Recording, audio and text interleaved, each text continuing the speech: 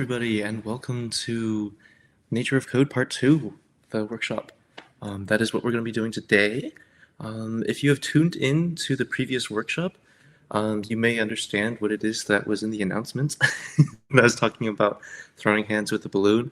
Well, I figured it out. I figured out what the problem was, and I'm looking forward to going through it. But before we do that, I do want to give everybody a chance to check in. As always, the check-in link is shared to Discord. Just shared it in chat, and it is also available in the QR code right above my head.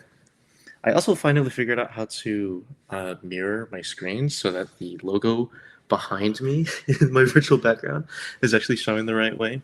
So if you're used to seeing me look in this direction to look at chat, well, now I'm looking the opposite direction. Anyway, I see we've got a couple of questions in chat and a lot of highs. Thank you all for saying hi. Really appreciate it.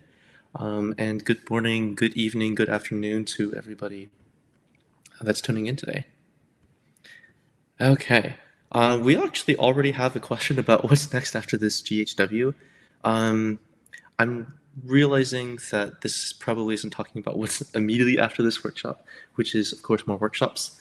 After this GHW, there's always going to be a new GHW around the beginning of every month, except for, I think, like July.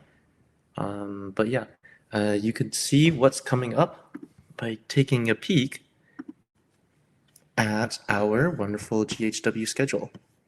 But if we pop over to here, I believe if we go over here, actually, we'll be able to see what the next GHW is going to be. There's always going to be some sort of event going on. You can stay tuned in the MLH Discord.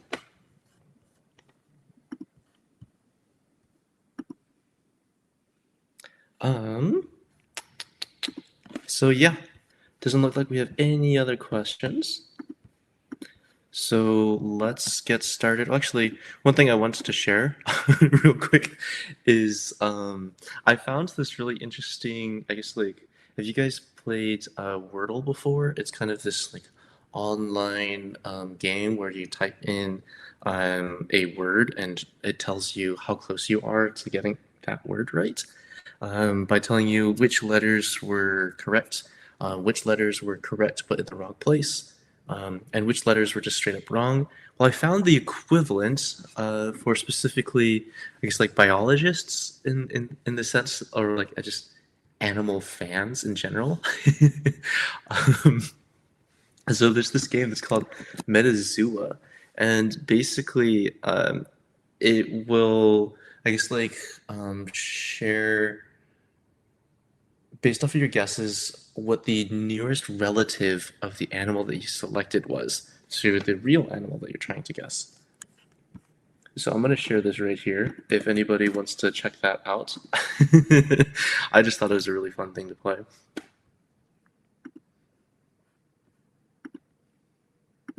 Hey, yo, we got a lettuce fan in the group. 404, it's good to see you again. Good luck with your exams. And congratulations on buying your awesome lettuce. I hope you get to partake in some delicious lettuce munching.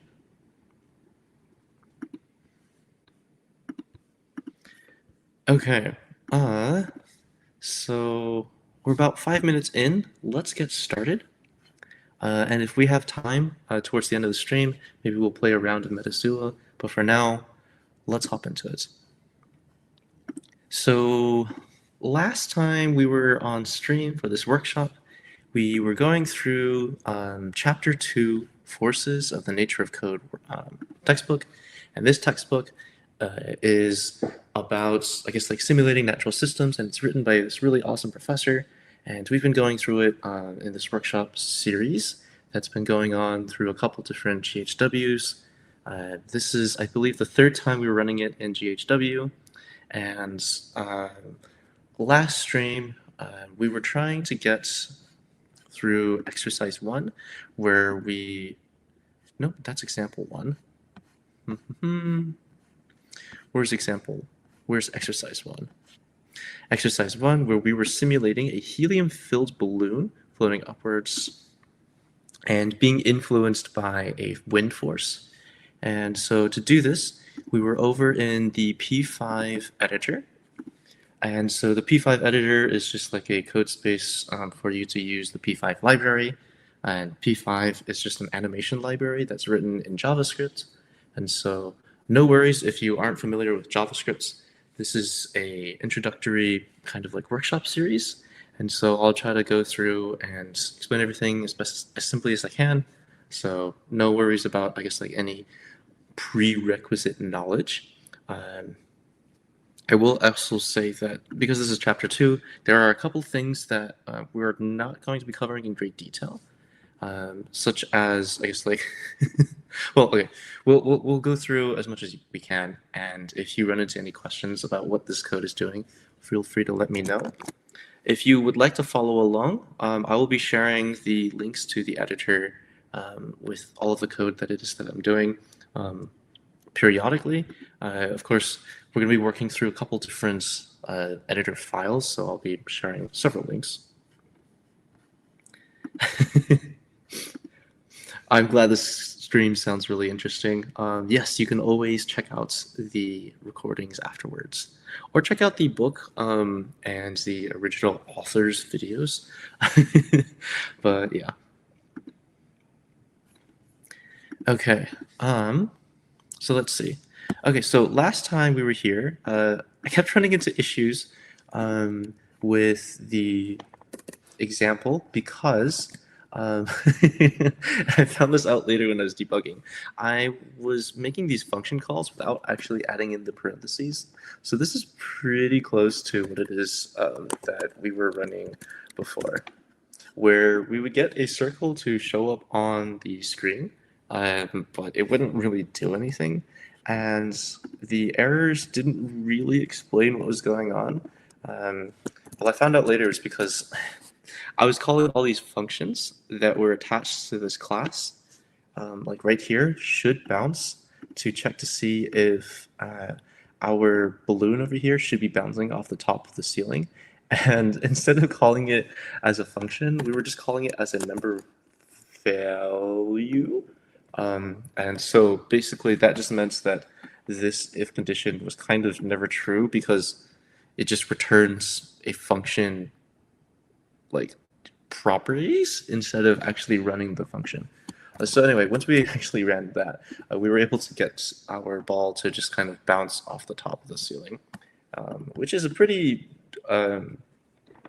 good kind of like helium simulation, so to speak. And then found out that the same thing was true for wind, because wind is a function and it is not, in fact, a property. And so when we add in wind, we can actually get this thing to be moving left and right in a little bit. There it is. Yeah.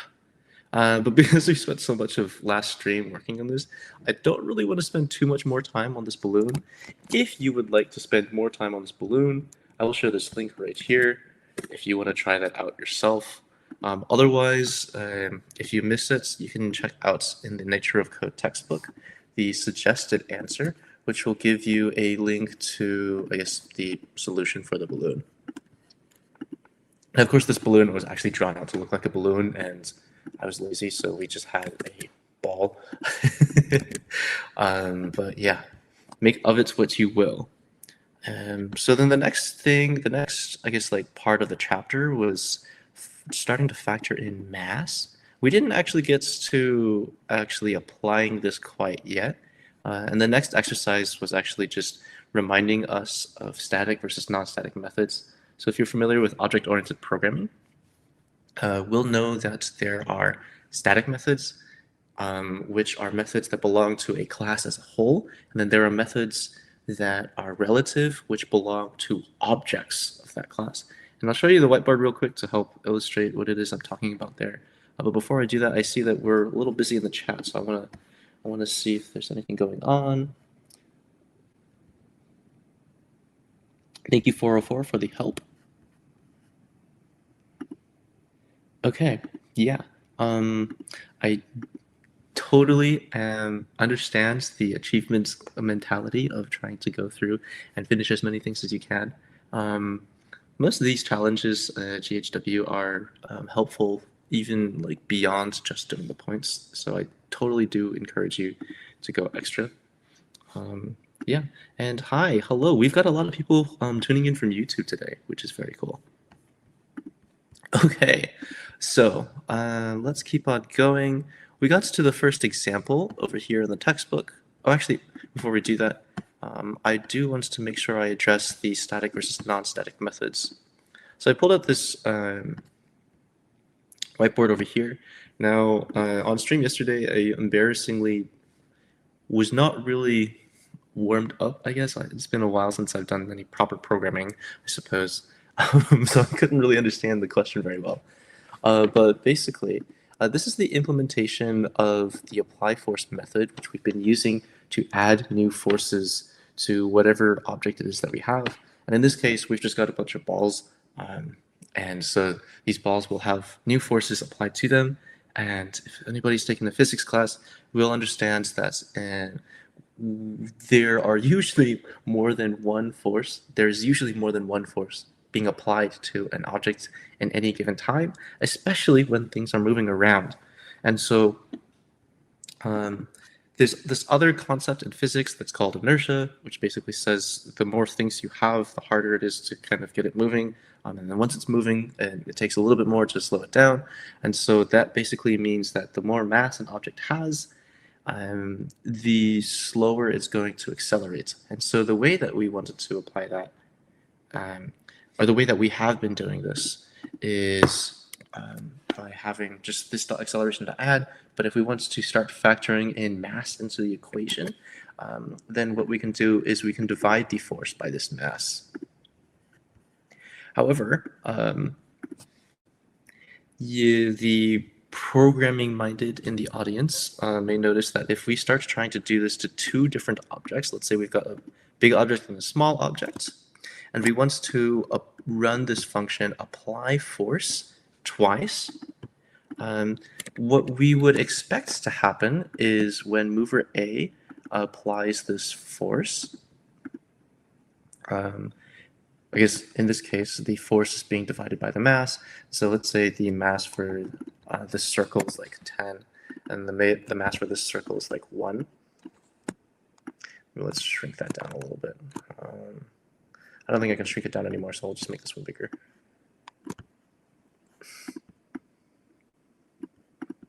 So then what we would expect is the wind vector should go from 1 to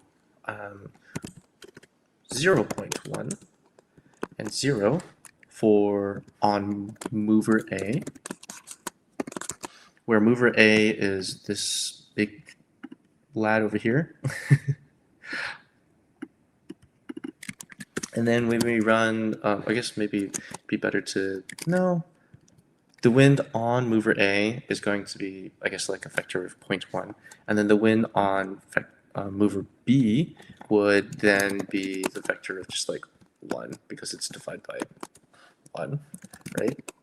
But the problem is that if, with our current implementation, the force, the way that this function right here works is a vector division, which basically means it takes whatever the value is in here, which in this case is the object's mass, and then it applies it to the force right here. So that means this force over here is being divided itself. So that means when we try to run it again, by the time wind gets to over here, let's actually replace this with what the actual value would be, 0.101.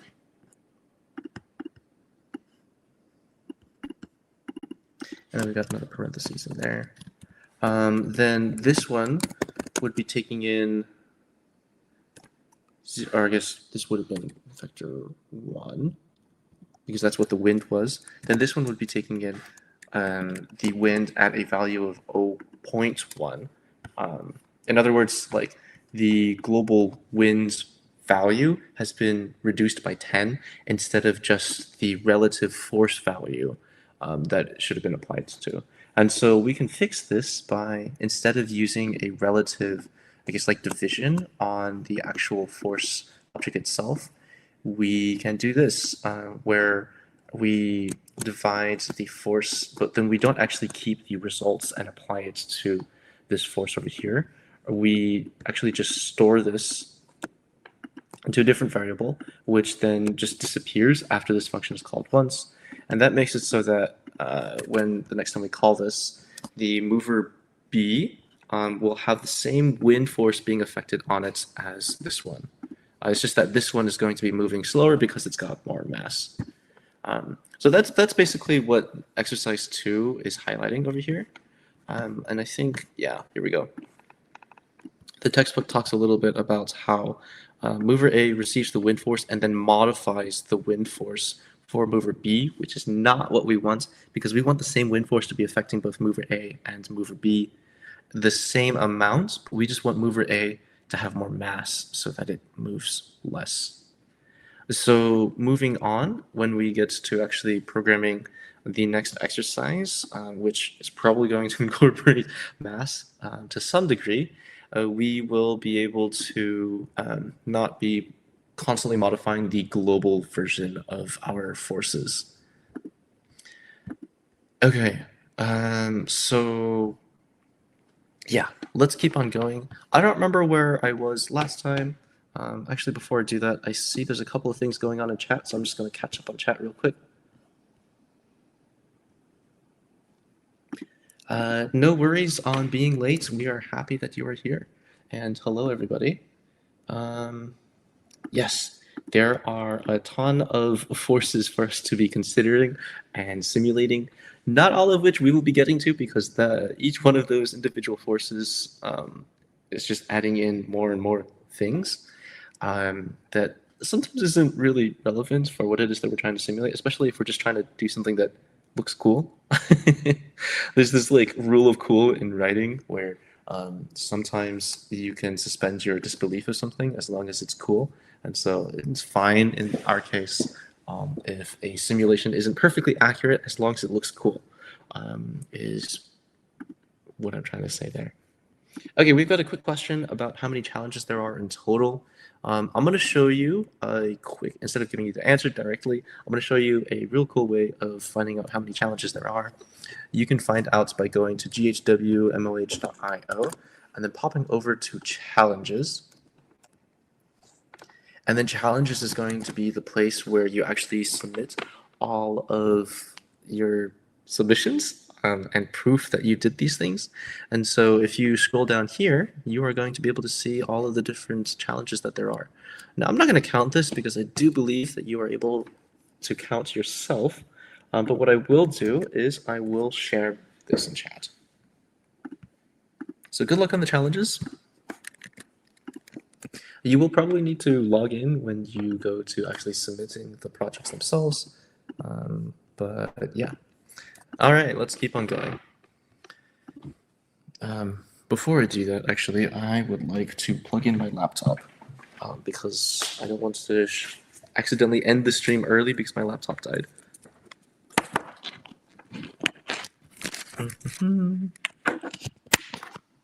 Okay, there we go. So we've got example 1, 2.1 forces, and we've got an absolutely crazy ball. It looks like clicking the mouse applies the wind force. So if we click onto the mouse, we apply a bunch of wind, and then the ball just keeps going. But something that you may notice is that this ball just keeps going forever. Unlike in real life, where the ball would eventually come to a stop. That's because we're not actually simulating all of the forces. There's the force that's lost when it bounces against something and changes direction, and that is lost through like vibration and heat and sounds and other things. And there's also like no air resistance, so the ball's just going to keep on going forever and ever around the same x magnitude. When I say magnitude, I'm talking about like the power or strength that something is moving in not necessarily in a direction, but just like a directionless speed, I guess. Anybody who's taken physics will probably be able to understand what I'm talking about there. But yeah, If you don't understand that, that's totally fine. We're going to be looking at, I believe, simulating in all of the rest of the things that would slow down this bouncing ball soon. Okay, so looks like the textbook then talks a little bit about how gravity and the mouse, I guess, kind of applies this force. And so honestly, it's really handy that we have this function apply force, because that makes it so much easier for us to just like add in new forces that come from different directions. The harder thing to figure out is what direction that force should be coming in from. I think we all know the Newton's famous law where F is equal to ma, where force is equal to mass times acceleration. So yeah, figuring out the mass times the acceleration part and the direction of that is kind of the tricky part. So we've got a bunch of code over here, but yeah, this is basically just showing us how the mover is constructed in the simulation. And so right now we've got a whole bunch of things going on over here. Let's take this one at a time. We've got this dot mass. Well, I think mass is just like the amount of matter that an object has, and so we're just setting it to 1. And we've got this dot position, which is going to be assigned to a vector. And so a vector you can think of as kind of just like a coordinate. So it's got an x component and a y component, and that's just going to tell us where on the screen the ball is going to be. It also comes this vector class that is created from this also comes with a couple of built-in functions. It's mostly just math functions to make sure that we can actually affect this thing in multiple in multiple dimensions. Technically speaking, these vectors also are 3-dimensional, but because we're just ignoring the third one, we only really worry about the x and the y. And so the position, it's really funny.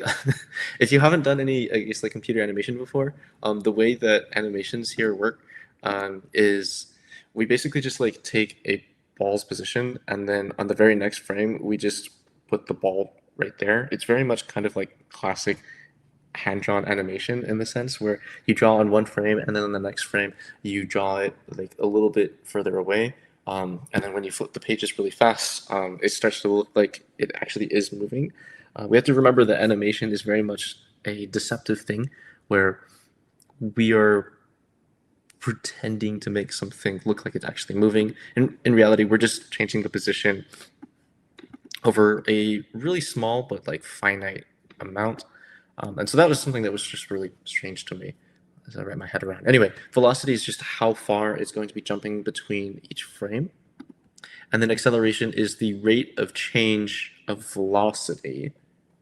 So this is how much the velocity increases or decreases. Okay, and then we've got our apply force function. And of course, in order for us to factor in the mass, we are using the static version of the division function. And then we just add in the acceleration to add in, or I guess we add in the force on top of whatever the existing acceleration is.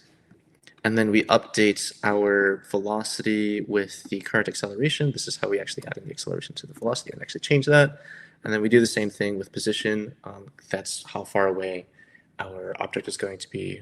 And then we clear the acceleration. The reason why we clear the acceleration, I honestly forget. So I'm just going to go up to the very first time it happens. I think it's because of, okay.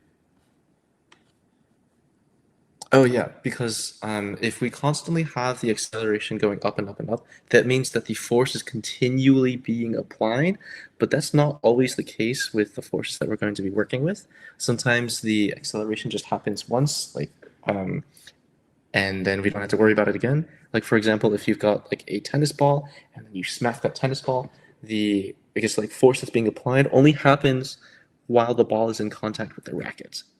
And so as soon as that is cleared, we need to remove the acceleration. and then the acceleration is that is added to the velocity, means that the velocity is no longer increasing, which means that, yeah, our acceleration is just no longer being applied. Anyway, let's scroll back down over to where we were. I don't remember exactly where we were. I think we were on the big code block. Yeah, here we go. Okay, we've got some things going on in chat. If there's gravity, the ball will be stopped. Yes, because, oh yeah, in the bouncing ball example, yes, that is correct. But I don't believe gravity is being applied in this context.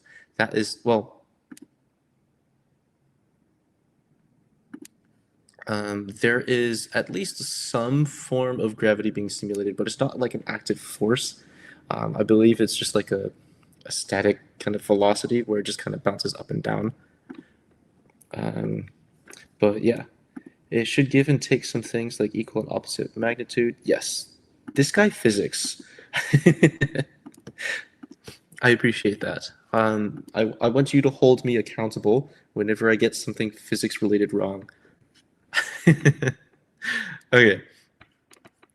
So then the next part of this function's just talking about, or is just the show function, which is the thing that draws the circle. We don't have to worry too much about this. Just know that it takes in 3 parameters, which is the x location, the y location, and then the radius. In this case, it looks like we're just making a very large ball that has very little mass.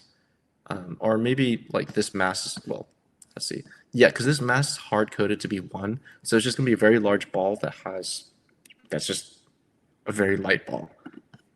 And then we've got a function, check edges, which just changes the direction of the ball whenever it hits the edge of the canvas. Okay, that's nothing too crazy.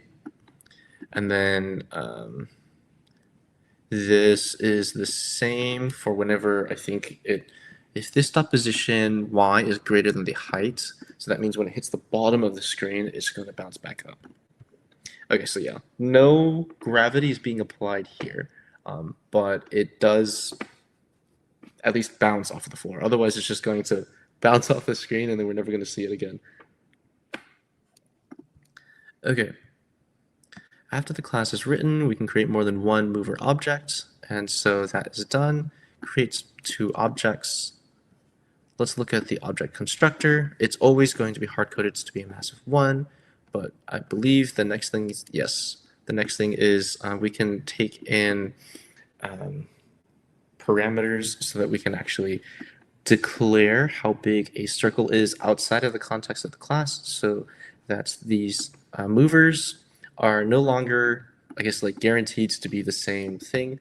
We can actually change where they start and how big they are, etc. And so we've got now big ball, little ball, both with a mass of 1. For some reason, it's a little laggy. And if we apply the wind force, we can see that they are indeed affected. Now, we can see that the big ball has a mass of 10, whereas the small ball has a mass of 2. So the big ball moves a lot less than the small ball. Okay. And then a little bit of gravity things. Okay, so as Kaustov 0808 had mentioned before, we actually will have the opportunity to apply gravity to our function.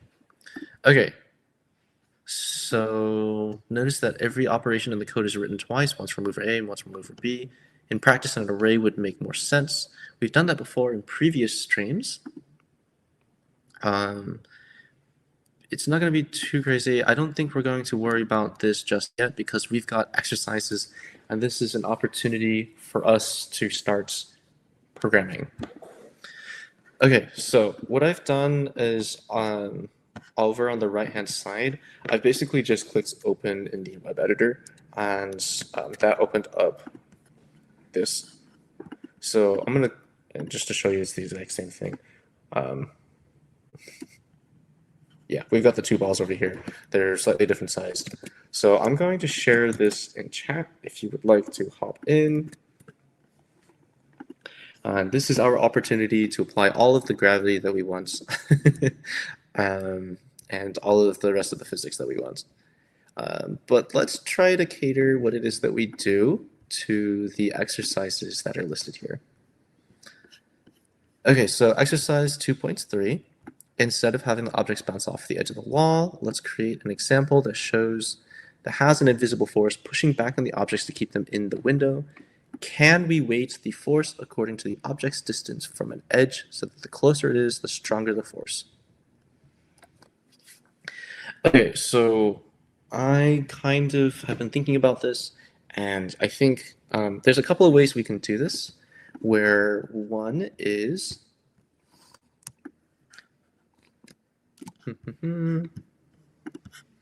we make it so that when a ball is outside of, hang on, let me actually put it inside a transparent box, and I'll send this to the back. Whoop. So basically, we have the option of making it so that when the ball approaches the edge of the screen, we could make it so that this is when, let's maybe have this. Oh my gosh, I keep forgetting my shortcuts. I think, how do I send this to the back? Send to the back, there we go. Okay, now if you want to see this, feel free to follow along over here. Oh, thank you for tossing in the gravitational force. Very good equation. I really appreciate having a physics fan in the chat. Happy partner anniversary. Thank you. I'm not sure which partnership we're talking about, but I do appreciate the congratulations. You are indeed allowed to ask what's going on. We are basically going through a textbook that's called The Nature of Code, and we are currently planning on how we're going to approach exercise 2.3. And so exercise 2.3 is we're going to be taking the example right here, where we have a big ball and a small ball with different mass. And we're going to make it so that instead of bouncing off of the wall as if it's inside of a box, we're going to be applying a force to it to keep it within the, I guess, like viewing box, so to speak. So currently we're going through how we would, I guess, like approach that strategically, of course. Yes, we're basically just doing a bunch of physics. Okay, so we can make it so that whenever it crosses, I guess, like gets close, we can choose how big this box is. I'm not sure if it's better to make it so that it's a very strong force that sits just outside of the viewing box, or if we should make it so that it's kind of a more gradual thing that starts much sooner over here. It's going to be really awkward if it goes past this boundary, but thankfully we can make this boundary go on forever and ever in a particular direction. If anybody has any opinions on this, please feel free to drop in which one we think is more interesting to do. For now, I guess my default strategy is to do both of them. If I can't make a decision on which one to do, either we figure out which one is easier to do, or just like, or we do an A/B test. I see a suggestion to do a default. I'm not entirely sure what default is because it just says create an example that includes an invisible force pushing them back. So I guess, can we weigh the force according to the object's distance from an edge so that the closer it is, the stronger the force? According to the object's distance from an edge, so that the closer it is, the stronger the force. I guess based off of that description, that makes it seem like it is a kind of not gradient, but like a the larger-ish field where the force starts acting on the ball. Let's see if I can copy this to the other side. So I'm going to go with something more like this, where the red is the part that we actually start, I guess, like applying the boundary force.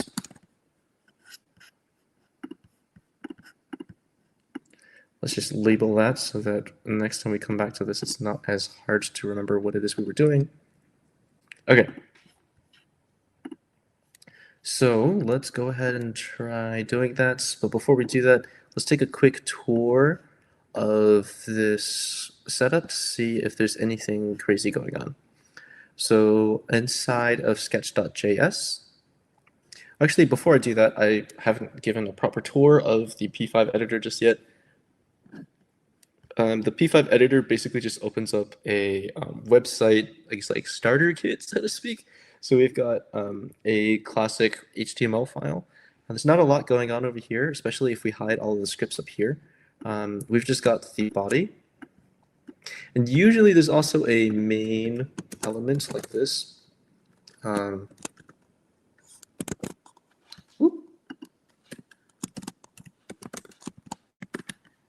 And then these scripts will attach a canvas element to this main element right here. But yeah, that's basically it for the HTML. There's also not much going on in the style.css. Sketch.js is where the driver code is, and if you're not familiar with what that means, the driver code is basically just like the code that runs and runs all of the other code, and it calls the other code generally. And so in this example, there's two functions over here, and then we've got two global-ish variables that are scoped outside of these functions. So we've got mover A and mover B. We've got the setup function. Now, actually, setup and draw function. Now, if you've done any, what's it called, hardware programming before, this pattern may be familiar to you. Basically, this function runs once at the very beginning, and this function runs every frame since the beginning, or like after the beginning. And so if we look up here, we can see that it creates a canvas. This is basically just how big our drawing animation board is going to be. And then we initialize mover A with a value of 200 and 30, where 200 is, I guess, like the amount of coordinates to the right, and then 30 is how many coordinates down from the top. Now, if you missed our previous streams, I'm going to quickly show that the computer coordinate system has the y direction flipped, and that is because for computers, when we draw screens, we only know where the top part of the screen starts, and so everything is relative to where the top part of the screen starts. And so, for example, if we were looking at the third elements in this list of lorem ipsum, the third element from the top would be like down here, and so that's kind of the same logic that computers have in flipping the y direction. So when we pop back over here, hopefully that makes more sense. We also have this little function over here that just says click mouse to apply wind force. Funnily enough, we didn't actually need to have that in a function over here. If we instead wanted to have, I guess, like a description like that, we could have just done this.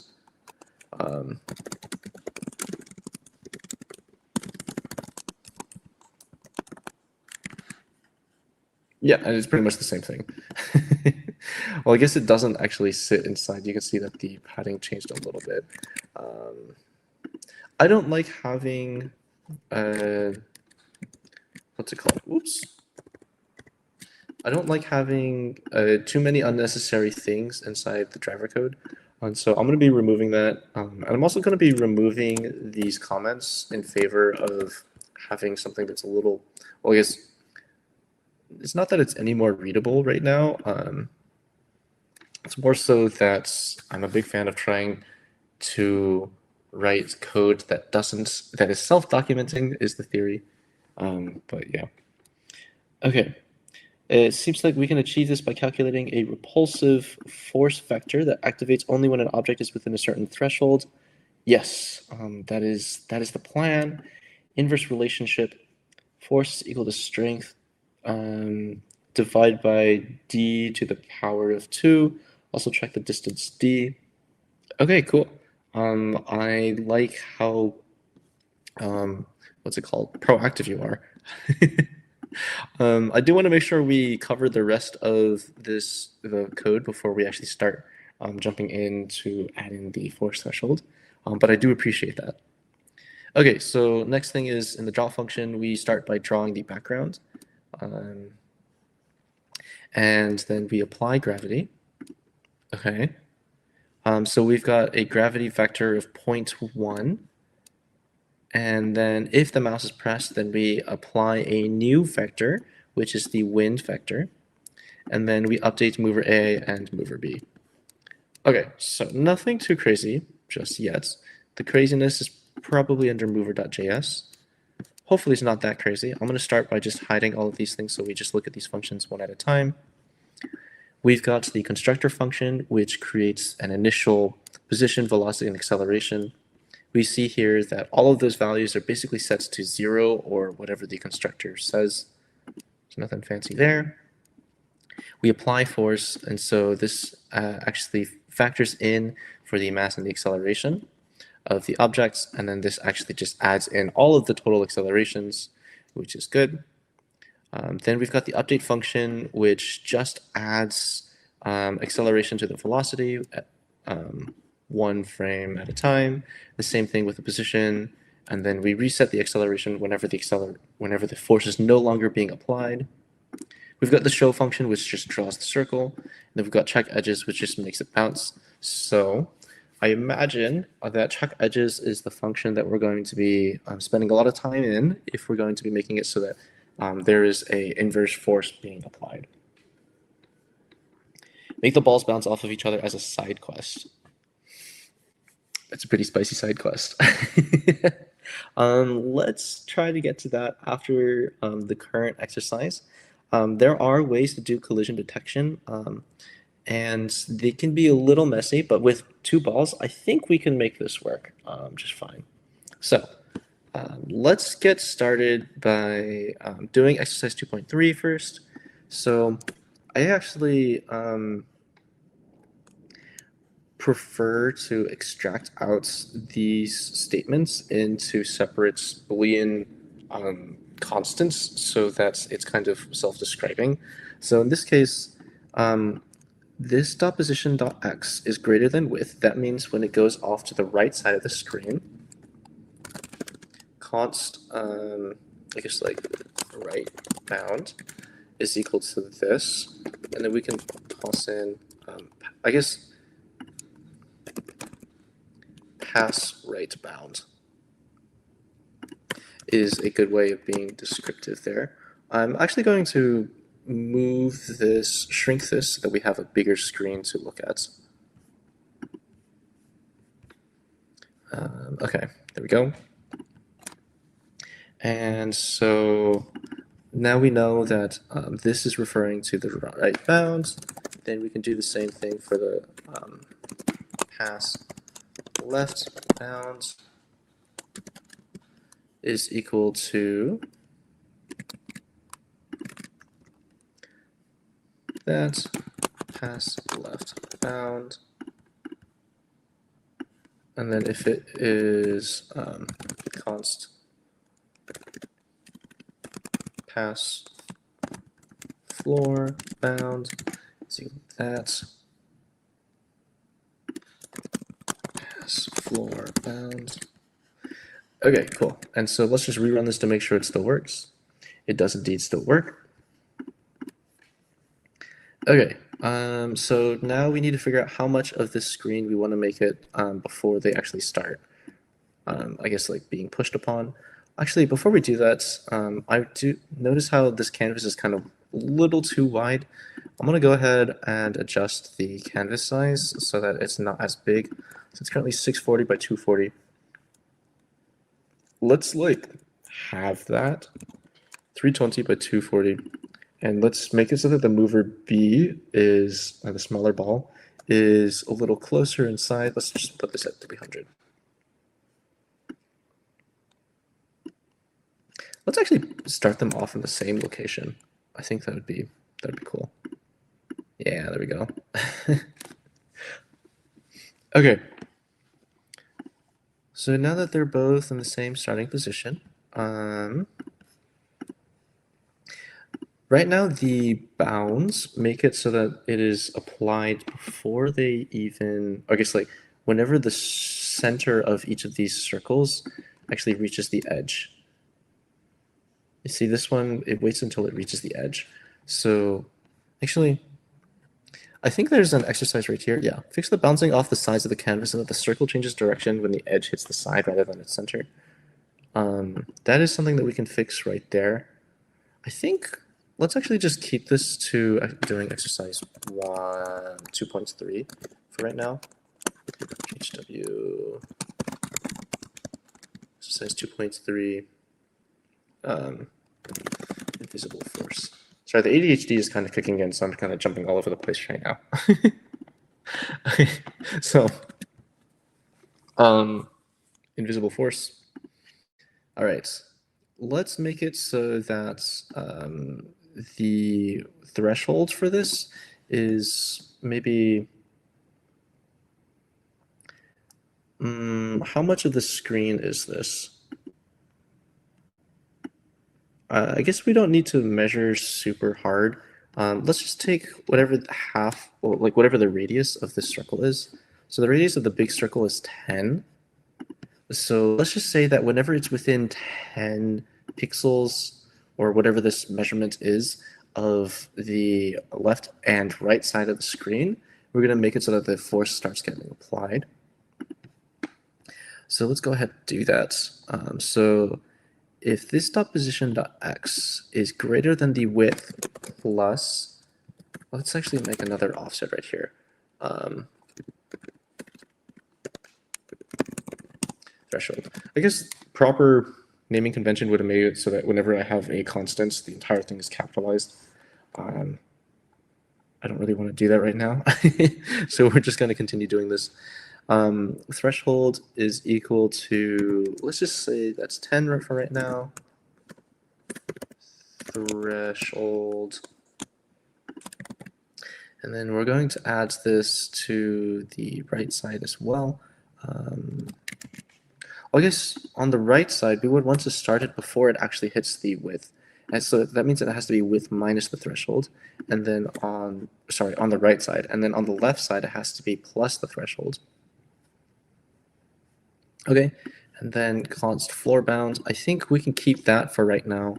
That's not applying any new things. So let's see if this has moved anything. Okay, that is not what I was expecting. That's not the desired behavior. But that's also probably because of the way that we are assigning our, or just like applying our forces. So right now, it is currently hard coding it so that we set the position to be on the other side of width. And so what we could do is we could change this to add the threshold on either side for the position. And so now it should make it look like it bounces as it did before. Okay, cool. But we will need to be replacing this bit right here with a new force. So let's actually make a new section that will apply the force. So right now it's currently just switching the velocity for the x component. We want to apply a new force. And we need to apply the force in the opposite direction. So let's create, let's call this the inward force, or the in force. So this is going to be a new create vector. And then so the real question is, which direction should this in force be? I mean, we could take, let's just make it so for now, the in force pushes it to the right, or sorry, to the left, from over here to here, because the balls generally hit this wall first. Okay. I also wait. I do want to make the threshold a little bit bigger, just so it's more dramatic. It's more obvious that it is there. Yeah. Okay. Cool. So if we have, well, we know that the y component of this is going to be 0 because we're not affecting that at all. We also know that there's going to be some sort of, I guess, like magnitude. So let's just call this magnitude is equal to like 10 for now. And let's just toss in magnitude. And then instead of adjusting the position, we are going to, I'm going to comment this out for now. And then we're going to do this dot apply force, and then we're going to apply the in-force. And let's see what happens. Okay, so the ball just kind of yeeted out. Let's actually reverse this. So now it's a negative 10, and so now it should just absolutely flip the other direction.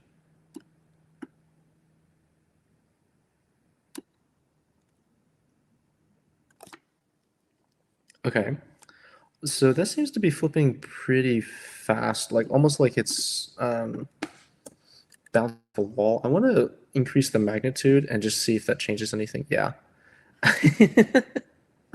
Okay, so we know that if we actually change the magnitude to be a bigger number, then magnitude is the thing that needs to be attached to the variable. So the higher the variable is, the faster it'll bounce off of that side of the wall.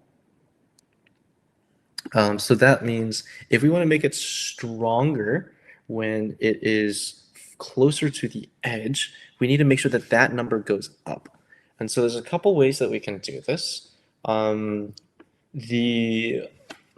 have a feeling that the author of this book would really prefer us to use, there's this function that's called map inside of P5. And so that function takes in, I'm going to bring this over to the whiteboard. The map function takes in 5 arguments. The first argument it takes in is some sort of a variable. Then the next argument it takes in is the variable, I'm just going to sub in variable sub min, variable sub max. And so this is the max range that the variable would usually go to, right? And then we've got the new min and then the new max. And so the idea here is that if we give it a value of, let's say, I'm going to pop back in here. If we give it a value, let's say we give it a variable of like height, for example, and the height ranges from 3 centimeters to, or 5 centimeters to 10 centimeters. And then we want it to be scaled to actually, instead of that, 50 centimeters to 100 centimeters. In this case, if we give it a height of 7, for example, then this would remap the value to be 70.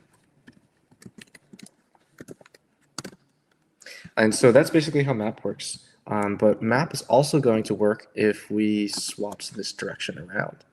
And so we know that, I guess, like, we've got a line here. If this is around like the halfway mark, and then 70, we would have, I guess, 50, 60, 70, 80, 90, and 100. I guess 70 would be right around there, And so if we have this flipped right here,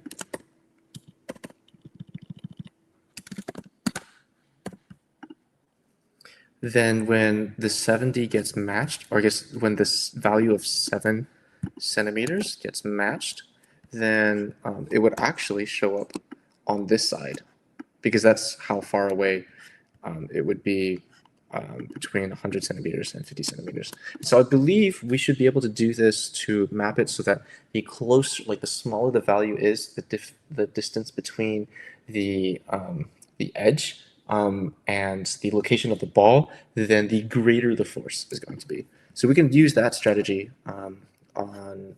Whoop, we're not looking at the balloon anymore. I'm going to delete that to fix this. Okay.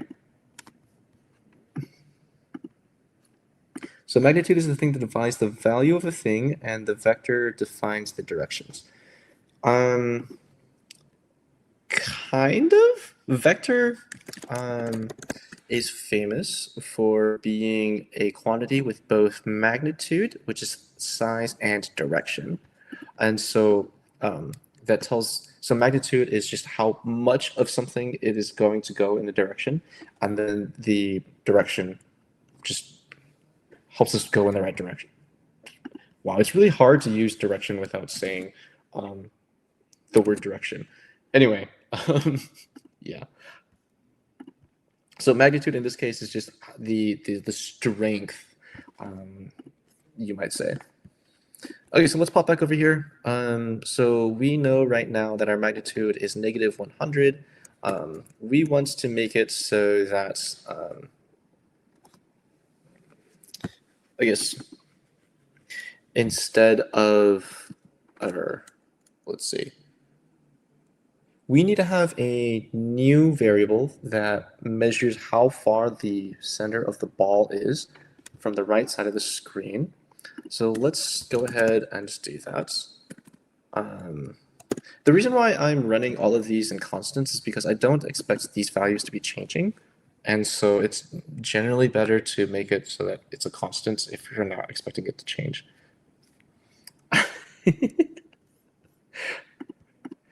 Yep. Vector has his way of showing up.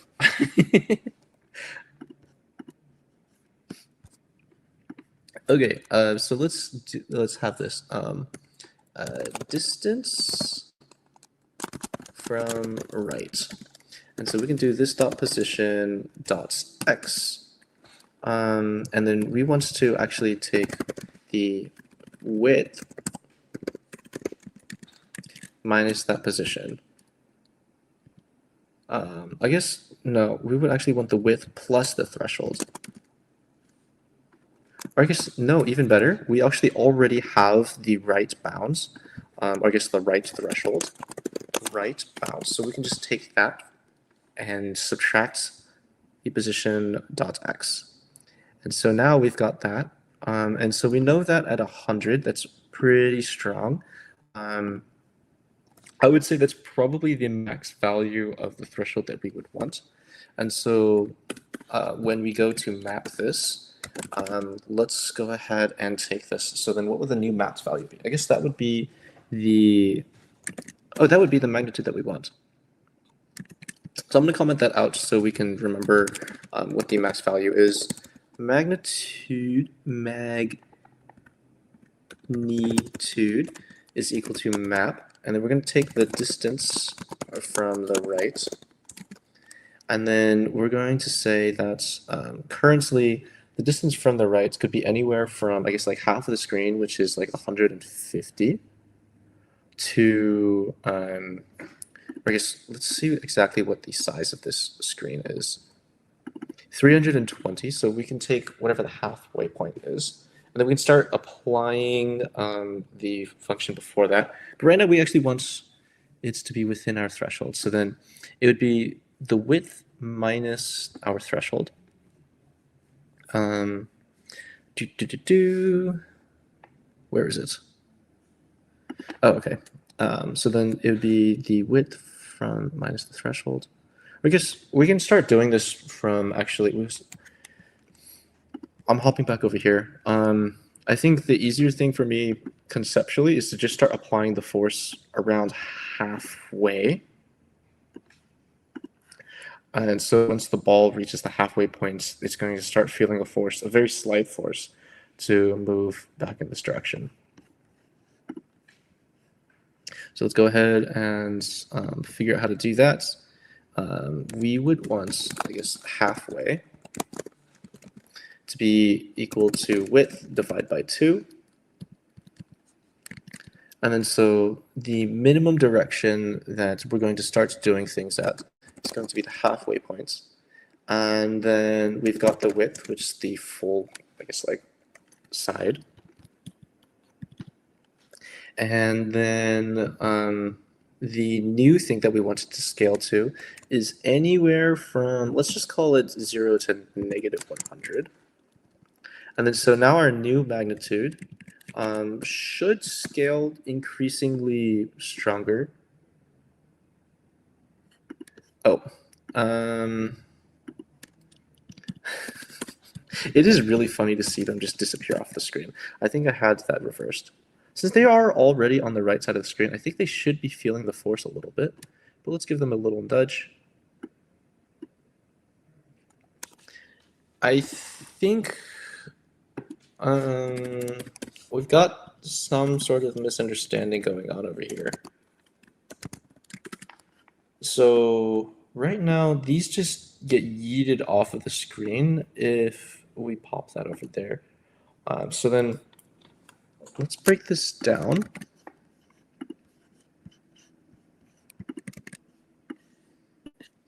Over here, we've got this big old function.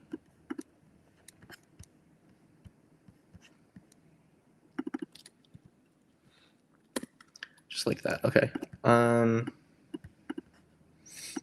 The value of this function is probably going, like the distance from the right, as it hits the threshold, or I guess, as this gets closer to 0, let's just give it like value of 10. That would be, oh, I know what's going on. Okay. So the distance from the right, this should be actually a relatively small value. So what we should be making this do is this should actually scale from 0 to halfway, and that should fix our mapping function. And so if we do this, that didn't fix it. Okay. I thought that was going to fix it, because as this value gets smaller, distance from the right gets smaller. I thought that, oh, I think we still have our strengths flipped, because as this thing gets to like 10, we want this to be really strong. But right now, it would be really far away from that. So actually, we should be swapping the 0 and the halfway over here. So let's go ahead and try that.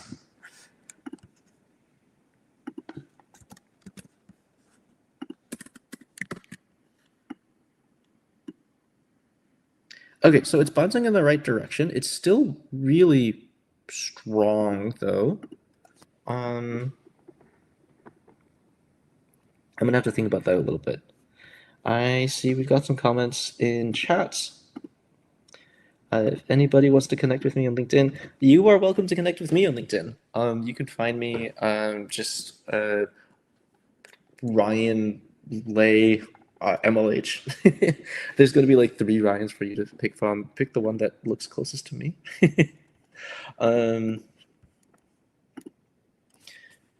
Thank you for the compliment. Just think you are a god who knows code. You are playing with the sun and earth. Those are your playing balls. I will say I do not feel like God who knows how to code, God coding. But I will say it is very fun to be able to, I guess, like change how much these balls experience. It is just funny being able to tweak all of this. Okay, so let's see. Right now, that's still bouncing way too much. Um, I think we need to start doing some debugging. So let's go ahead and toss in a console log right here. Console log on magnitude.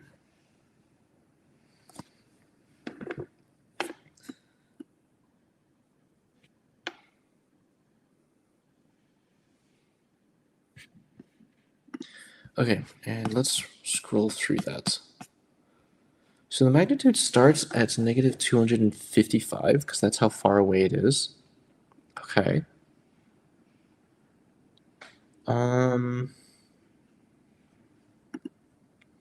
Distance from the right.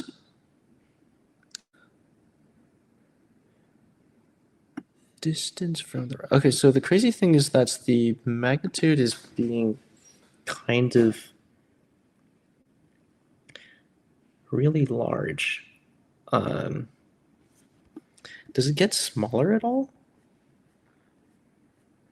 No, it doesn't really get smaller. Or I guess it gets more negative.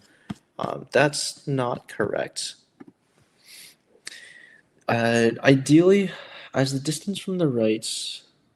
Oh, maybe it's because I forgot to subtract this. Minus halfway. No, that doesn't make sense. Because the distance from the right should be a positive value, right? Pass right bound minus this dot position. Maybe let's not assume anything here.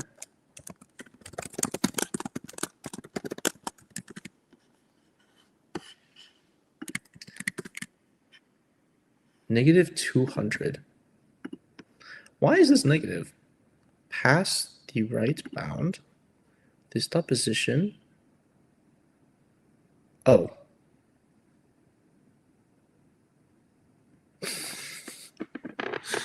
This dot position. Pass right bound is supposed to be a Boolean value. That shouldn't even be a number. I'm not sure why it's giving a number. Okay, we're just gonna say width. Width minus the position, because the width is supposed to be the negative value. Okay, so now if we push this over to the right, it still yeets pretty hard. Hmm.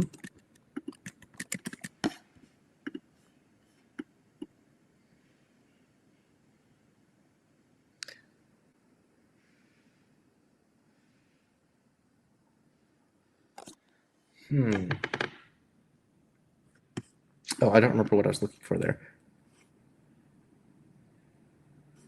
So then the magnitude is negative 25. Shouldn't these balls be moving more to the right then? Or more to the left, I guess.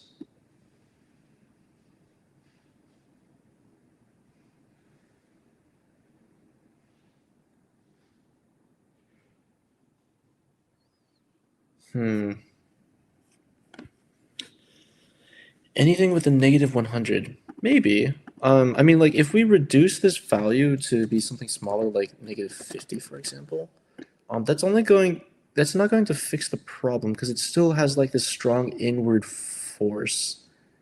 And it's like, we want this to be kind of like a gradient kind of force, so that, like, if the ball is over here, then the force that's applied should be close to, like, maybe like negative 20. And then the force that's applied over here should be like negative large, negative like 50 or something like that, right? And so that means that it's always being pushed into the other direction.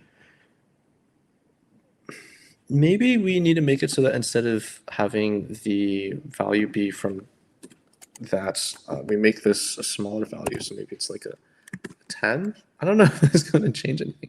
That feels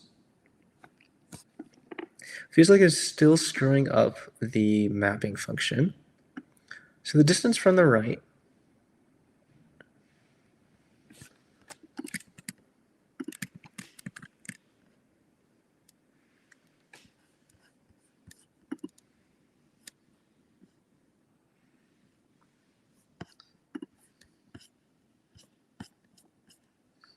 The distance from the right. They both start off at like 119-ish. Okay. And then so we know that halfway is defined as the width divided by 2. And so let's actually print out log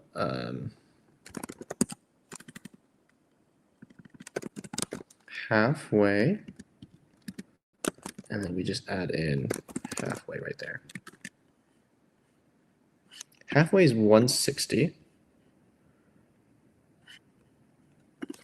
Okay. So then if 120 is like that, then that means the magnitude should exist, right? Magnitude.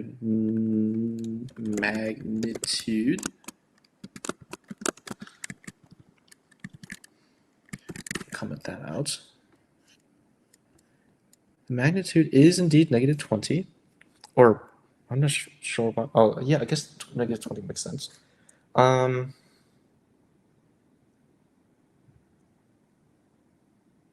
Oh, it's because when we apply the force, we only apply it when it passes the right bound.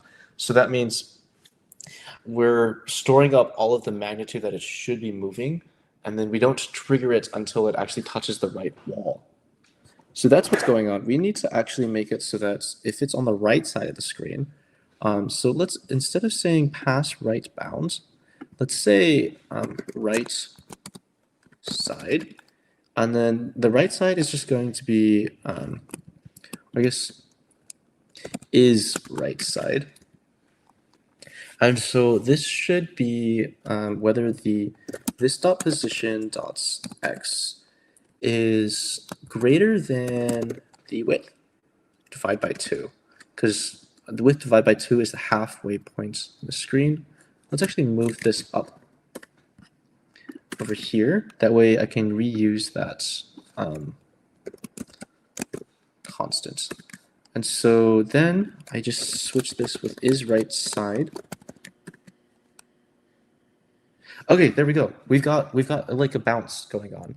We might need to tune this a little bit, but that's very much like a force that's being applied, as opposed to a bounce. So now we just need to duplicate this to both sides. Okay, so is right side. I'm going to change this over here to, let's see, is left side is equal to not is right side. I guess, yeah, I think that works. Is left side. And then we're going to apply this dot apply force in force. Well, the thing is that we need to actually swap the in force now. So maybe we can call this, I guess there's a couple of ways we can do this. One way is to just simply duplicate the in force and put it on the other side. The smarter, or I guess the more programmer way to do this is to actually have an if statements to determine whether or not we use, I guess, like what the value of this function should be, whether it should be the distance from the right or the distance from the left. I guess that actually swaps whether or not it's the halfway to 0. Okay, so what we can do is we can convert this to let magnitude. Okay, and then we chop this out. Let magnitude exist. Let's just set it to 0 for now. And I'm going to chop these away. And then we're going to have an if statement. So then if it is right side, actually we already have the is right sides.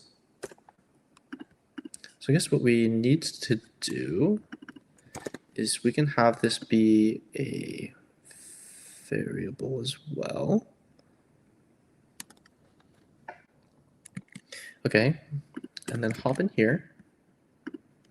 And then we can have it so that the enforce, I'm going to go simpler on this.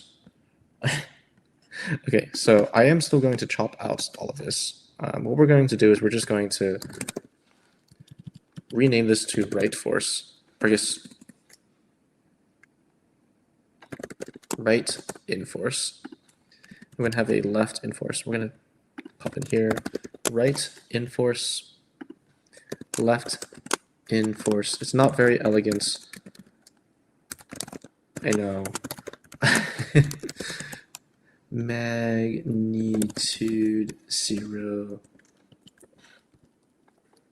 And then instead of the magnitude, we're going to, I wonder if we can just multiply this by a negative, multiply this by -1. And then if that actually fixes, what is this we're trying to do? Left in force. Okay, let's see. That did not fix what we're trying to do. That just pushed it really hard. So I guess we need to actually properly do this. So I'm going to rename this to right mag. Then we're going to add in left mag, and that's going to be equal to the same thing, only we're going to swap the halfway.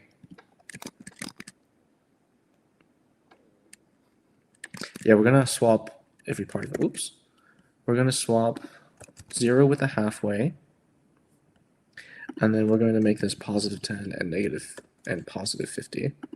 And then we're going to make this, instead of saying magnitude, it's going to be right mag. And this one's going to be left mag. There we go. We've got a force that pushes it to the middle. Okay. Thank you for the request. I will accept it after the stream. All right.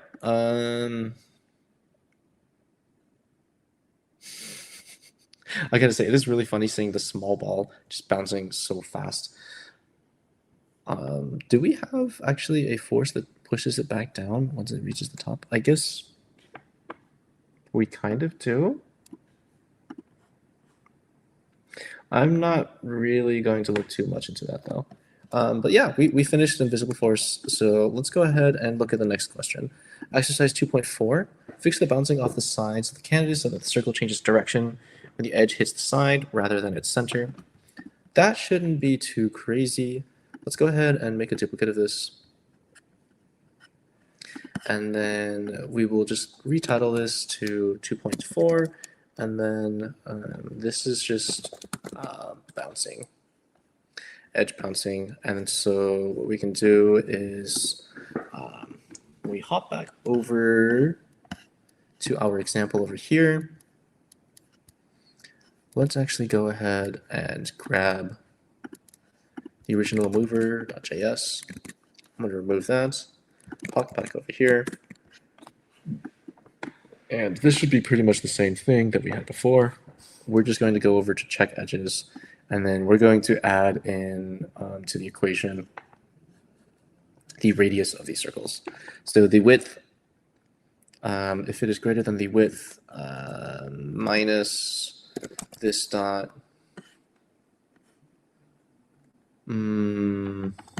let's see, where's the circle?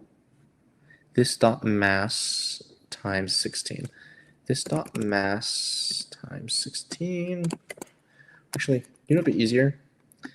We extract this. We turn this into this dot radius. Pop back over here. This dot radius. And then we do that. And then we can call this dot radius down here. And so check edges minus this dot radius.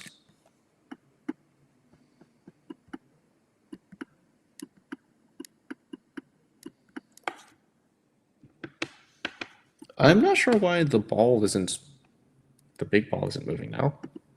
That's really strange. If this dot position dot x is equal to the width minus this dot radius, then set it to be that, and then make the velocity negative.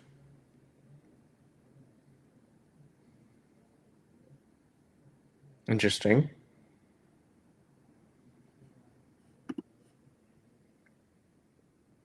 Well, I'm going to just add it to the other side as well.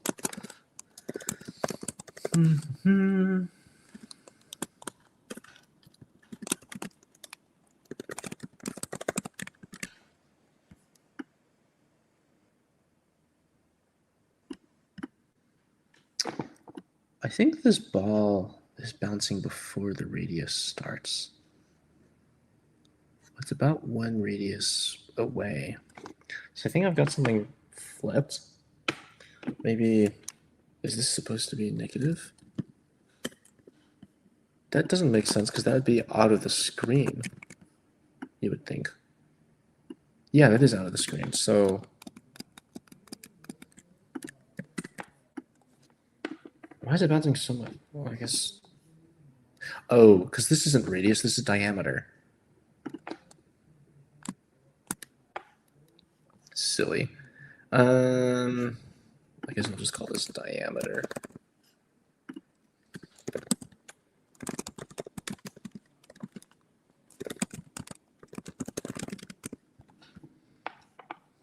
And then change this to be this dot's diameter.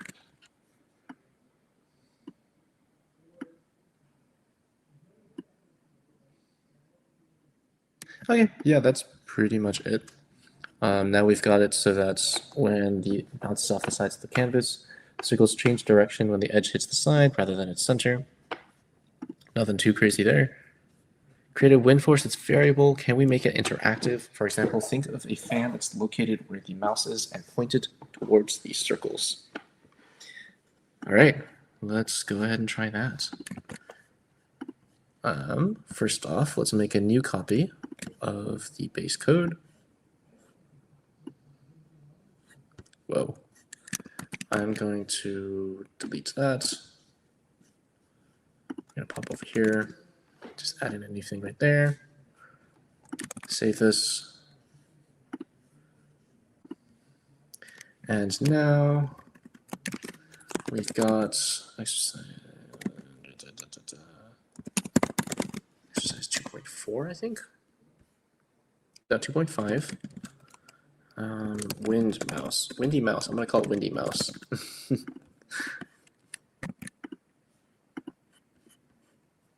Okay, I am still going to have this though.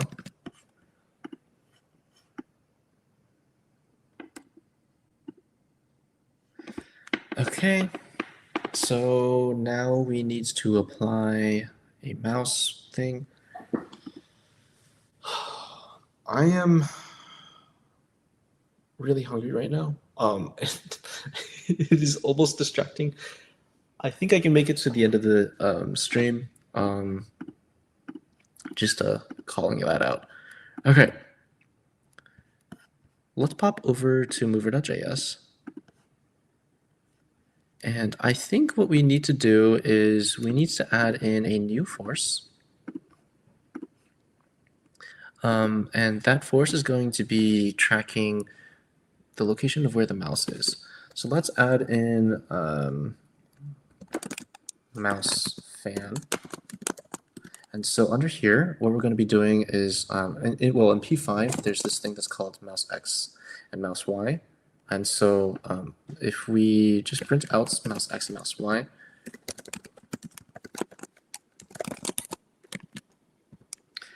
that's going to show us the, this is going to be the coordinate of where the mouse is relative to the canvas. And so if we just toss this into updates,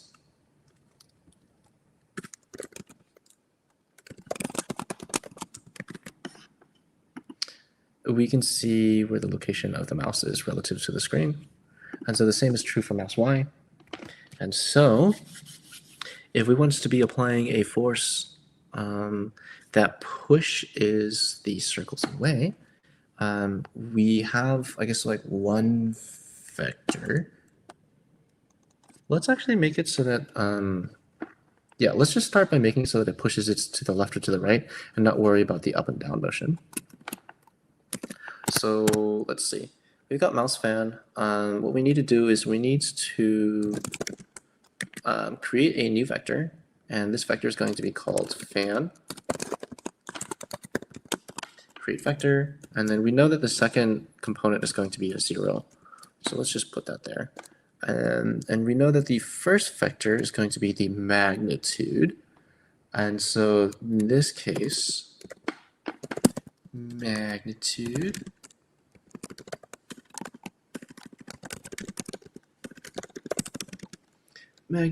is equal to mouse x. If we just have that like this dots apply force fan, we should have something happen.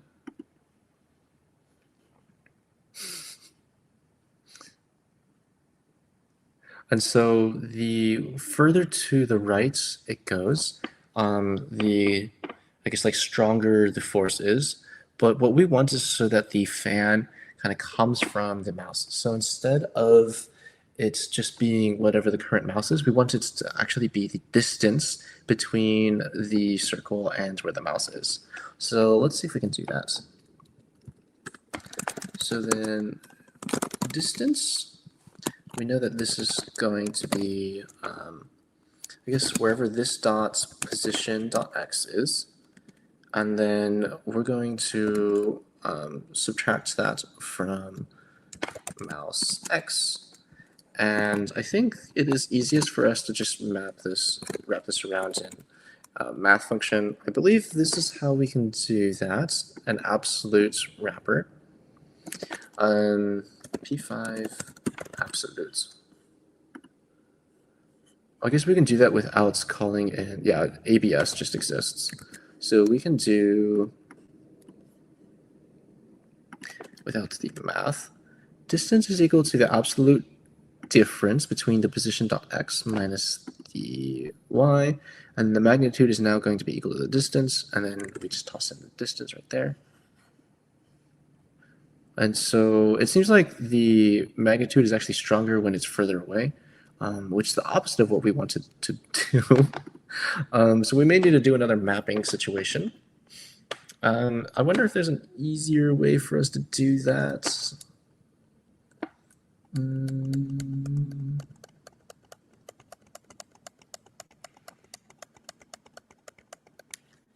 I mean, we could make it so that it's like 1 divided by the distance. What does that do if we inverse it? Well, I guess we can just see what happens.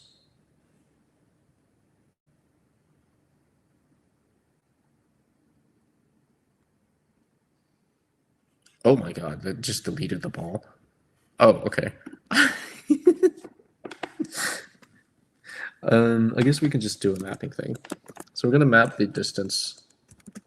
The expected distance is going to be anywhere from 0 to the width of the screen, because, I mean, that's how wide the screen is. And so there's no way, like, if the ball is all the way over here and the mouse is all the way over here, that's not going to be much of a problem.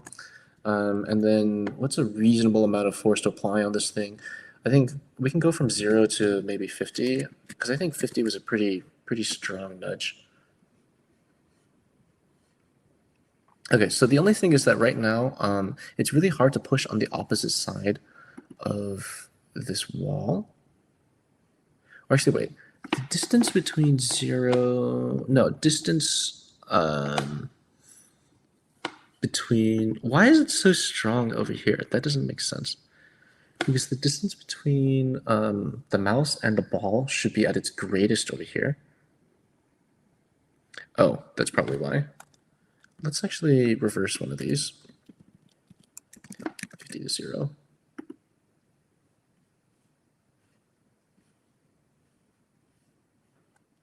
I don't know why it starts so high.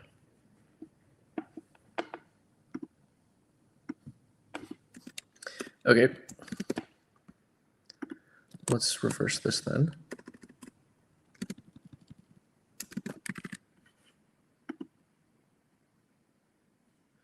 So it seems like we are doing that just right. I think the force is still probably a little too strong, though.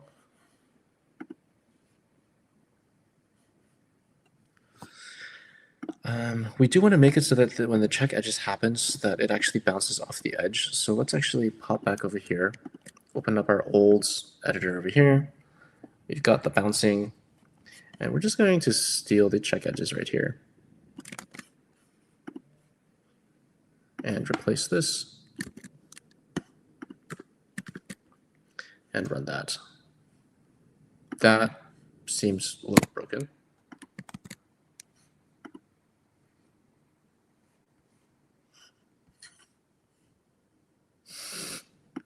Wait, which one did I steal that from?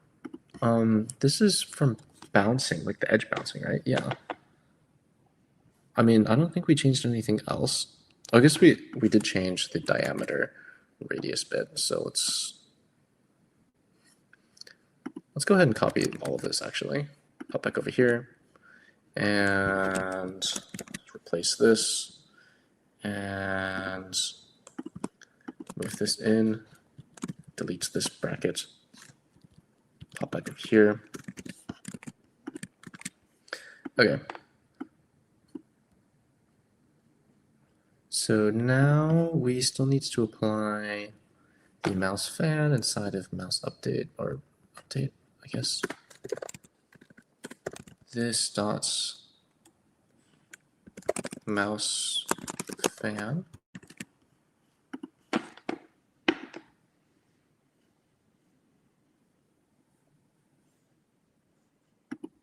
When I get to the other side of the ball, I expect it to be flipped. I guess the reason why is because we need to have a to the left and to the right kind of checker. So we need something to be able to check to see if we're on the left or the right side. It would be really nice if we could... actually, you know what? Instead of having this be an absolute value, what if we can use whether this is a positive or a negative value to adjust the left and the right, I guess like the final magnitude. Okay, so when this dot position.x is less than, or I guess when distance is going to be positive, let's pop this over to here.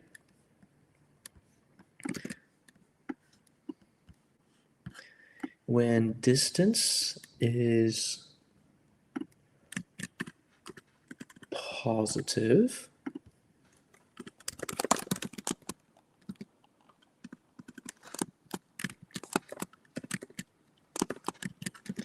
this means that this dot position dot x is greater than mouse x, which means this is to the left, right? If this dot position dot x, I'm going to add in again. How do I add in a triangle? Add in a triangle right here. Okay, so this is the mouse. And so if the mouse is less than where the ball currently is, that means it's to the left. That is correct. It should be at least.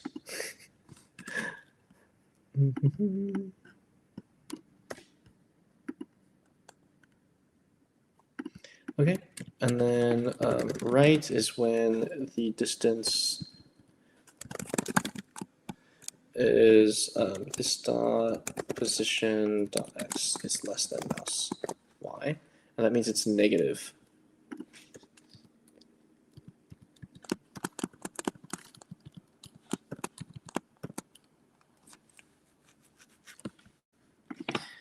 Okay, so if that's the case, then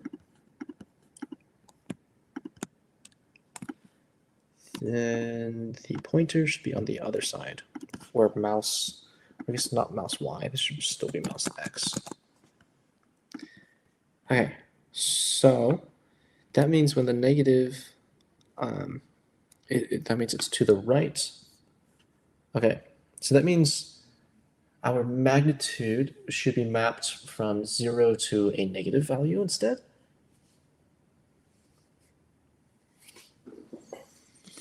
How do we figure out what's the best way to make the magnitude thing negative or positive? Because we need this to be negative or positive. That's the spicy thing. Oh no. Okay.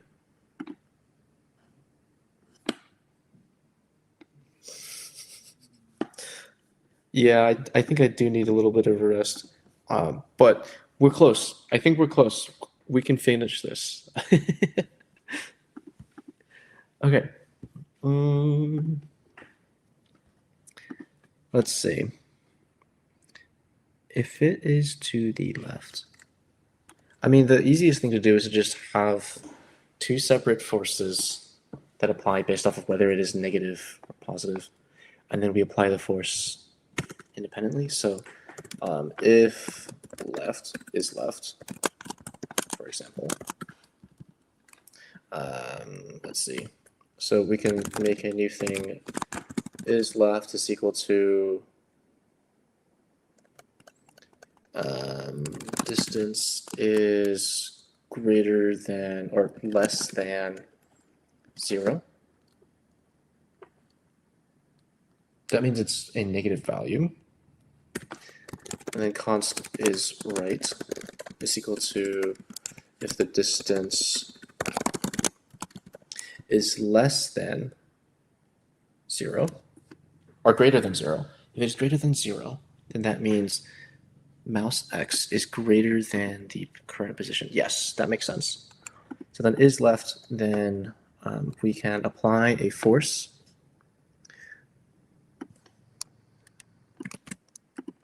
So then we toss all of this inside here.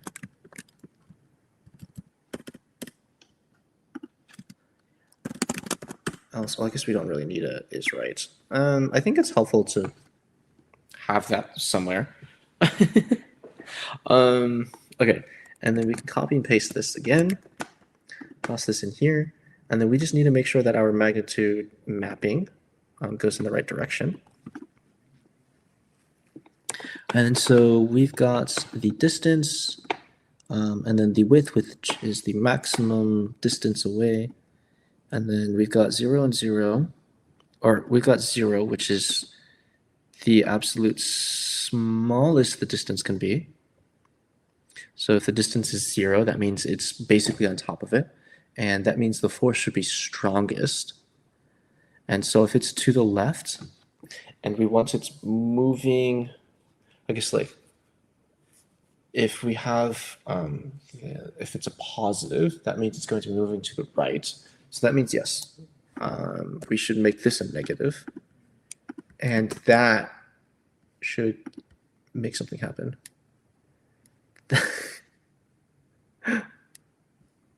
Okay, I think we have it reversed. So I'm going to quickly just reverse that and see if that fixes anything.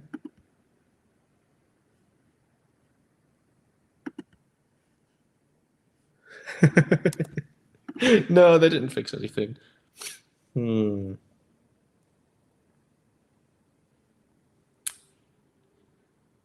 Let's see.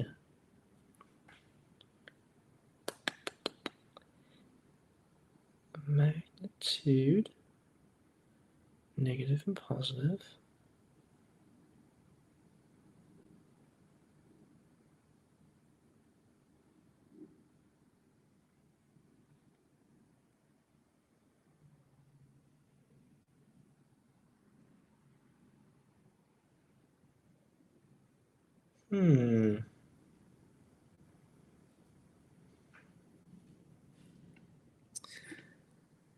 Well, I guess the best way to try to debug this is to try to understand what's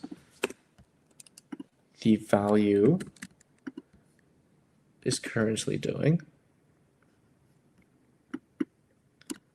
what the value of each forces are. Okay, I see something is happening over the chat, so I'm going to catch up. Why is MLH disabled their rewards and the channel points? But cannot use it. We've got like a ton of points here. That is a fantastic question. I believe the reason why is because we stream to both YouTube and Twitch, and we do that through a third-party platform that's called StreamYard.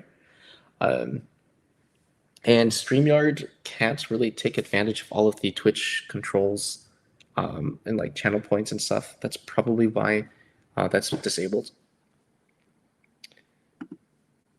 And they are planning to go out from your hands. Those will get slipped. The Baz. I'm not entirely sure what it is that you're talking about here. If you could elaborate, that would be helpful. Are you referring to like the channel points, or are you referring to the currently chaotic movers on the screen?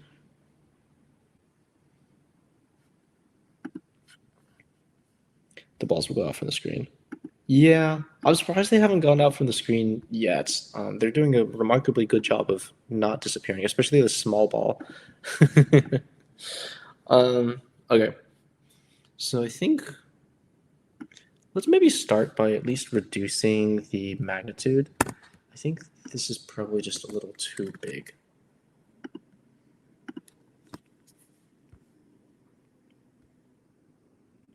I mean, they can definitely react to wherever the mouse is, which is a good start. I think something I want to do is I actually do want to remove the mouse apply force, because we just want to make it so that the mouse is just immediately guiding. Or actually, maybe it is smarter to only apply the force when the mouse is on screen, when the mouse is pressed. That way it's like an active kind of fan, as opposed to like a passive fan that's just running all the time. Also, this wind is actually just a really small wind. Maybe we should also make it a really small wind. I guess we don't need to make it like a map. We just make it a wind force. That's...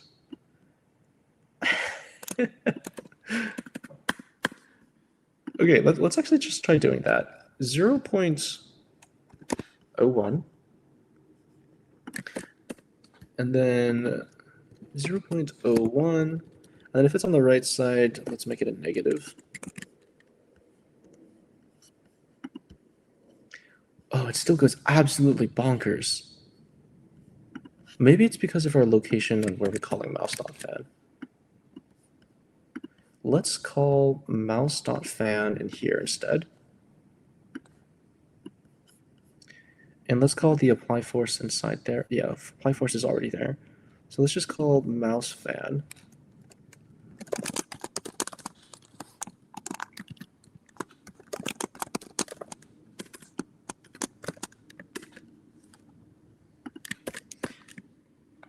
Okay, let's try running that.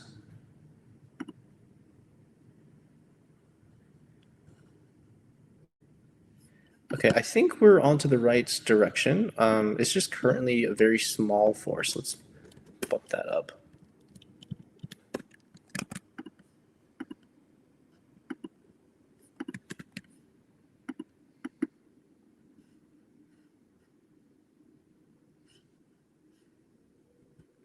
Okay, so currently it's moving in the wrong direction. Well, let's actually make it so that this is a negative and this is a positive.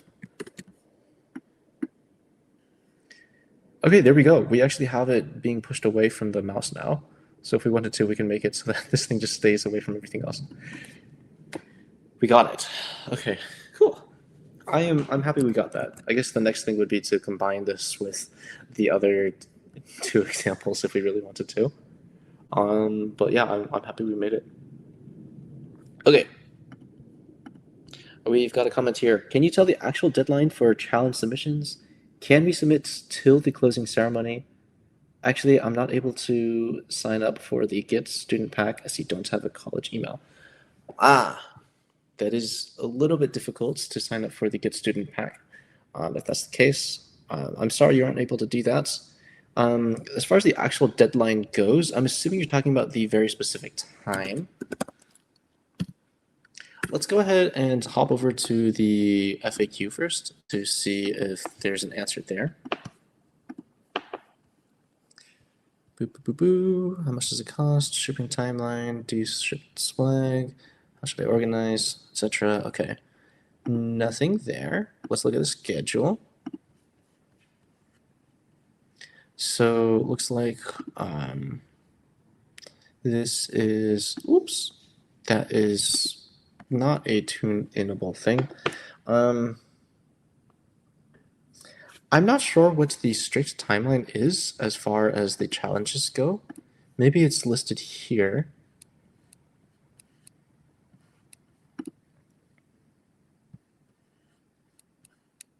I just wouldn't recommend doing all of these things at the last minute if you want to make sure you get the points for it. There's plenty of other ways to get challenges submitted. And actually, you don't even need to, in order to actually just get swag, the priority shouldn't necessarily, if your goal is to just get swag, all you need to do is join the server, submit an address, complete the registration challenges, and you'll be getting the basic swag. And then you could attend sessions. You don't even have to technically fulfill all of the rest of the challenges. Thank you for hopping in. There's another challenge called the Unable to Do GHW. Sorry, the Student Developer Pack.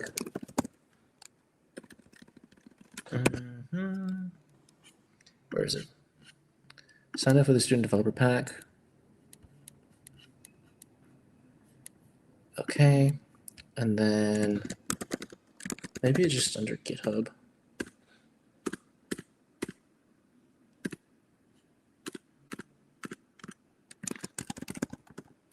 There it is. It's at the very bottom.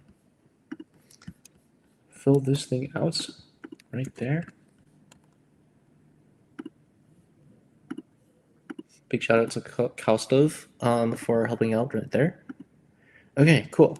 So we've got 13 minutes left. Let's continue chugging along now that we finished the exercises and see what else there is. We've made the screen a little bit bigger. Okay, here we go. When we run the code in example 2.2, we'll notice this small circle responds more dramatically. Yes, that is true because it has less mass, so it moves a lot faster. Now we've got gravity scaled by mass. I think all of our windy things over here were actually were scaled by mass as well. Yeah, because we had a mass thing here, and then we were dividing whenever we applied the force by the mass, so that the smaller one would be affected more greatly. So like, look at how fast that small ball is moving. Yeah. We can't slow it down fast enough because it hits the ball too hard. Okay, but yeah. Objects now fall at the same rate. We're basically making up the gravity force by setting it to 0.1, but by scaling the forces according to the object's mass, we're making it a way that's a little truer to the actual gravitational attraction. Meanwhile, because the strength of the force, wind force is independent of mass, the smallest circle still accelerates more quickly. Okay, making up forces will get us quite far. However, how does it all really work? So if we want to actually model forces, this is one way of getting through it. It looks like there's an aside right here, a formula for friction, and I believe this section is just going to tell us how we could convert real world physics equations into more of a, I guess, like programmable situation. Hopefully you didn't spend a lot of time worrying about the formula because it's just symbols. It is scary, that is true. Formulas are regularly written as many symbols, and this is a pretty beefy formula for a net normal distribution. It looks like this is one of those like series approximation kind of things. I forget exactly what it's called, but it is most definitely a calculus thing. Okay, if it's been a while since you looked at a formula from a math or physics textbook, evaluate from the right side a sign on the left side. Are we talking about a vector or a scalar? Those are different. Scalars, I guess Yeah, vectors are the ones with the arrow on top of it, and then the scalar are basically anything that's being applied to that vector. Without that, I think, wait, that is indicated by the arrow above the F. It has a magnitude and direction. The right side of the equation also has a vector, which in this case stands for the velocity unit vector. So yeah, we've got the little hats, the caret hat. That means it's a unit vector.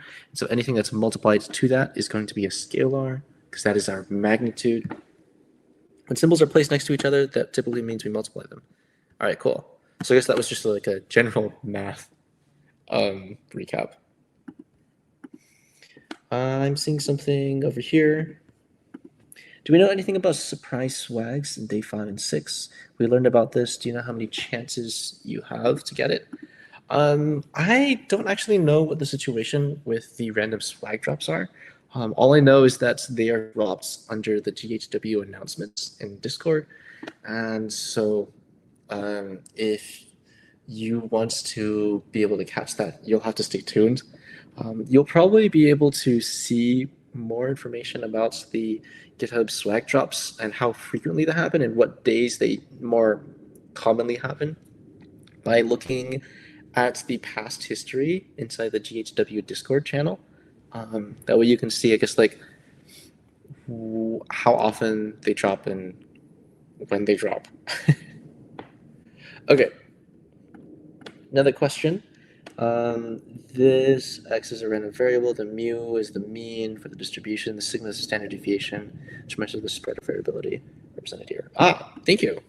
Not only can you do physics, you can also read normal distributions, and I appreciate that. Thank you. Okay, let's keep on going.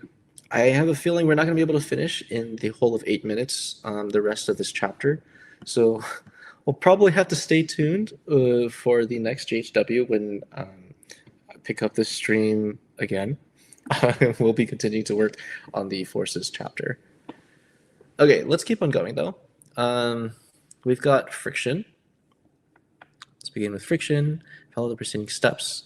This is the thing that slows things down, or I guess it's a dissipative force, meaning it is converted from another, causes the kinetic energy of an object to be converted into another form. Okay, so that means it just takes a force and then it translates it into a different, I guess, like way of losing force. That makes sense. And so, yeah, there's the classic thermal energy situation. Normalized moles, vectors normalized. I kind of want to just skip over to where the next exercise is because I'm really curious where this is going to be taken. But it's also really important to actually read the context of what's going on. If you want a better understanding of friction, I do recommend actually clicking onto these YouTube links where they're explained in greater detail, because that'll have the actual author of the book explaining what's going on. Yes, February is probably going to be the next GHW stream, and I'll try to continue streaming. We'll see how that goes, because I will also be in the middle of school around that time, and I don't remember what my availability is. But yeah, okay. So yes, friction does indeed try to stop motion or acceleration, and friction is something that shows up in a whole bunch of different places. We've definitely all experienced this at some point in our lives, whether we have the name for it or not. It's a different story. But very generally speaking, friction is going to be moving in the opposite direction of where it is that we're trying to move. And I'm not sure if, I'm really curious to see if the author of the textbook chooses to include static versus sliding friction. So that'll be very curious. So yeah, we've got the coefficient of friction, which is how strong the friction force is on a particular surface. The higher it is, the stronger the friction. A block of ice will have a much lower coefficient than sandpaper. Cool. I guess in the real world, that is measured by when you actually put something on, I guess, like a particular sliding thing, and you see at one point doesn't actually start sliding. I think that's probably how they find the coefficient of friction for a particular material when you set everything else to be very static. Anyway, as you'll see in the next section, gravitational attraction is associated with mass. So a lightweight sports car would experience less friction. Did he go over the friction equation? Oh, he did. So we've got mu times n, where n is, I think that's just, I don't actually remember what the n in this function. I guess that's just normal force, right? So that's just how much something weighs on the object. And then we've got the unit vector, which is the direction it's moving, and then we've got the -1 because it's friction acts against wherever the rest of the direction is going. Oh yeah, he describes this right here. Normal force, perpendicular to the object's motion along a surface. And then we have magnitude and direction for friction. We can put it all together. I think we're probably going to have to recap this next time we pick up, honestly. So I'm going to call it good for today. But what I will do is I will share all of the exercises that we have right here and just attach it in a reply to my previous workshop. But for now, thank you for the call outs on normal force. Yeah, I will send a reply with all of the P5 workshops that we did on stream today. And so what we'll do right now is I'm going to pass you along over to the next workshop. The next workshop is going to be, I think it's right after this, actually. Let's pop back over here and take a look-sees together. Nature Code Part 2. Nope, you got a little bit of time, so make sure you take a nap, get some sleep, or eat, get a water break and stretch and do some exercise, get the blood going again. The next workshop will be Data Structures and Algorithms in Python, Part 3. You can check in over here and find the rest of the information at this link. But without further ado, thank you so much for spending the last 2 hours hanging out with me. And I hope to see you in future GHW streams. For now, take care and have a great day. Bye, everybody.